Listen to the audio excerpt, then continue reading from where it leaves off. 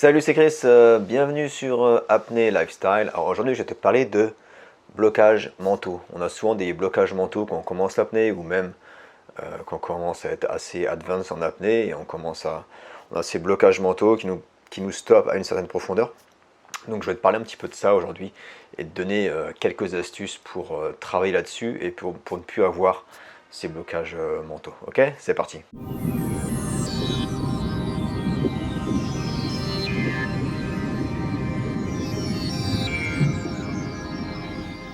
Avant de commencer cette petite vidéo, je veux juste te dire que je vais rentrer en France à partir du 21 février pendant 3 semaines. Donc je vais être surtout principalement en Bretagne. S'il y a des gens qui sont en Bretagne et qui sont intéressés pour organiser des ateliers ou workshops sur une demi-journée, voire une journée, n'hésitez pas à me contacter. Je vais essayer d'en organiser soit sur Rennes ou soit autour de Rennes. Donc si vous avez envie de participer à cet atelier, ou si vous avez des idées, ou si vous avez des emplacements, des salles, ou des endroits peut-être chez vous où on peut le faire, contactez-moi directement sur Facebook ou par email, et comme ça on peut en discuter. Donc parlons maintenant des blocages mentaux. Le mental est très très important en apnée, comme tu dois le savoir. Et on a souvent, au bout d'une certaine profondeur, ou même quand on est débutant, et ça arrive aussi souvent quand on est débutant, on a ce blocage mental. On va atteindre une certaine profondeur, par exemple 10 mètres, on va prendre l'exemple de 10 mètres, et puis on n'arrive pas à passer en dessous des 10 mètres, même si on sait qu'on peut le faire, physiquement on peut le faire, qu'on a assez d'oxygène pour le faire, mais on se stresse et on n'arrive pas à dépasser cette limite, par exemple des 10 mètres. Okay, donc c'est tout à fait normal, beaucoup de gens ont ça, je l'ai eu aussi beaucoup et je l'ai encore. On a ce genre de blocage mentaux qui nous bloque et qui nous stresse et du coup qui nous énerve et qui nous empêche de progresser. Donc bien évidemment on peut travailler sur ces blocages mentaux, il y a plusieurs astuces. Je vais donner 5 astuces pour travailler sur ces blocages mentaux. Donc prenons l'exemple de 10 mètres, par exemple Bob fait du poids constant, descend à 10 mètres et n'arrive pas à dépasser les 10 mètres, même s'il a un statique de 4 minutes, mais il n'arrive pas à dépasser les 10 mètres. Okay, c'est très fréquent d'avoir ce genre de problème. La première astuce, c'est la visualisation. Visualiser tes plongées. Donc, par exemple, tu peux faire ça tous les jours. Si tu as un blocage à 10 mètres, tu vas te poser dans un endroit calme, sur ton lit, sur un matelas, ou peu importe, dans la nature, etc., sur une chaise. Pose-toi dans un endroit calme et essaie de visualiser chaque étape de ta plongée. Okay, donc ça va commencer par, première étape, c'est ta respiration, c'est ton breathe up. Okay, donc tu vas visualiser cette respiration, te visualiser dans la position, par exemple, que ce soit en piscine ou en mer, sur une bouée, en train de faire ta respiration. Okay, donc te visualiser ta respiration. Après, tu vas visualiser le départ de ta plongée. Okay, donc par exemple ton duck dive, ton canard, et visualiser tes premier coup de palme.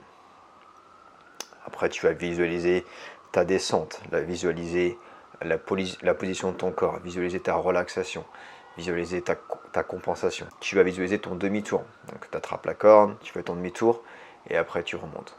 Et pareil, quand tu remontes, tu visualises ta remontée en étant relax, avec un smile, en souriant. Et tu reviens à la bouée et tu fais ton recover breathing. Donc vraiment, tu visualises chaque étape de ta plongée. Et prends ton temps pour visualiser. Okay, ça va t'aider à te préparer mentalement pour ta plongée. Deuxième astuce, travailler sur la pleine conscience. La méditation pleine conscience, super important. Tu peux travailler vraiment beaucoup là-dessus, te poser tous les jours, faire 10 minutes de pleine conscience, te focaliser sur ton souffle, te focaliser sur ton corps, sur tes sensations. Ça va t'aider à être plus présent et après à appliquer cette pleine conscience pendant tes plongées. Okay, quand tu es vraiment dans ta plongée, tu vas voir que tu es beaucoup plus relax, que tout va beaucoup mieux se passer. Tu ne vas pas te stresser par rapport à ta plongée ou par rapport à ce qui s'est passé hier ou ce qui va se passer demain. Donc la pleine conscience va vraiment t'aider. Donc tu peux vraiment travailler ça à sec et le faire tous les jours, faire de la méditation pleine conscience. Donc j'en ai parlé déjà plusieurs fois, j'ai fait des vidéos. Je te conseille l'application Petit Bambou, ou bien je te conseille la formation que j'ai sortie où je te parle de tout ça, de la pleine conscience, où j'ai fait des fichiers audio, 3 fichiers audio où je te guide, je parle dans ces fichiers audio où je te guide pour travailler sur cette pleine conscience. Donc ça c'est la formation sur comment bien gérer ces contractions. Je t'invite à aller faire un tour si tu veux. Plus d'informations sur ce sujet, je te mets le lien dans la description. Donc deuxième astuce, travailler sur la pleine conscience. Troisième astuce, faire des agachons.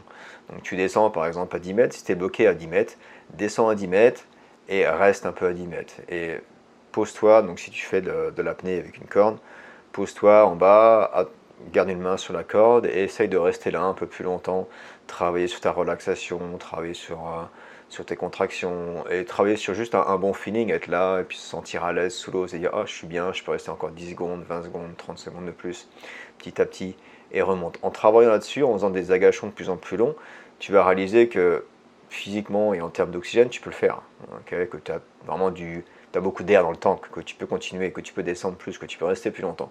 Donc ça va t'aider mentalement à te dire ok, je sais que je peux aller plus profond parce que j'ai déjà fait des plongées en restant 20 secondes ou 30 secondes à 10 mètres, donc je peux définitivement descendre un peu plus profond et après petit à petit essayer de rajouter 1 ou 2 mètres à ta plongée et puis augmenter comme ça. Et tu vas voir, ça va vraiment t'aider. Moi pendant un moment j'ai fait beaucoup ça et c'est l'exercice qu'on fait beaucoup pour travailler sur le mental et vraiment travailler sur ta relaxation, sur tes contractions, sur cette envie de respirer et remonter pareil tout doucement en surface. Autre astuce que tu peux faire, si tu es limité si tu es bloqué à 10 mètres et que tu fais du poids constant par exemple et que tu n'arrives pas à dépasser les 10 mètres en poids constant, change de discipline, ok.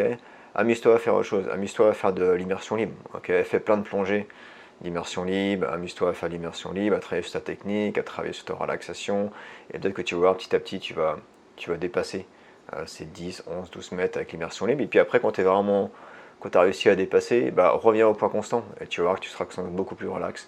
Et tu vas réussir à dépasser ces limites des 10 mètres. Ou tu peux par exemple aller faire du snorkeling. Tu vas faire du snorkeling ou de la chasse sous-marine.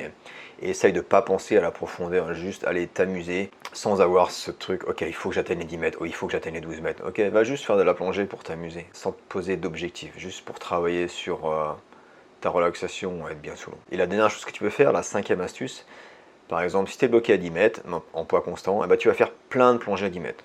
Okay, tu te focalises que sur 10 mètres. Okay, pense pas à te dire ok, je vais essayer d'aller plus profond.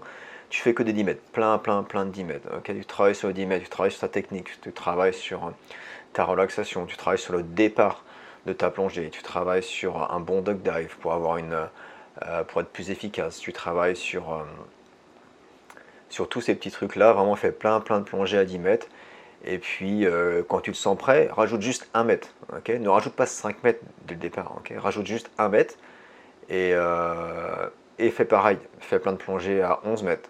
Une fois que tu es à l'aise à 11 mètres, rajoute un autre mètre et fais plein de plongées à 12 mètres. Et vraiment petit à petit, tu augmentes graduellement. Okay, n'essaye pas d'augmenter de 5 mètres à chaque fois. Essaye juste de travailler mètre par mètre et travailler sur une bonne relaxation, une bonne compensation, une bonne technique. Et puis bien t'amuser sous l'eau. Okay, donc voilà, ces 5 petites astuces. Là j'ai pris l'exemple de 10 mètres, mais ça marche, que ce soit à 20 mètres, 30 mètres, 40 mètres, peu importe. Moi j'ai beaucoup travaillé là-dessus à l'époque, j'avais des petits problèmes pour dépasser la barre des 50 mètres. Donc j'avais fait plein de plongées justement à 49 mètres pour vraiment travailler sur des plongées à 49 mètres. Et puis être bien relax, m'arrêter un petit peu en bas, faire 10-15 secondes et puis remonter tranquillement. Et ça m'a vraiment aidé, donc je voulais partager avec toi ces petites techniques, ces petites astuces avec toi aujourd'hui.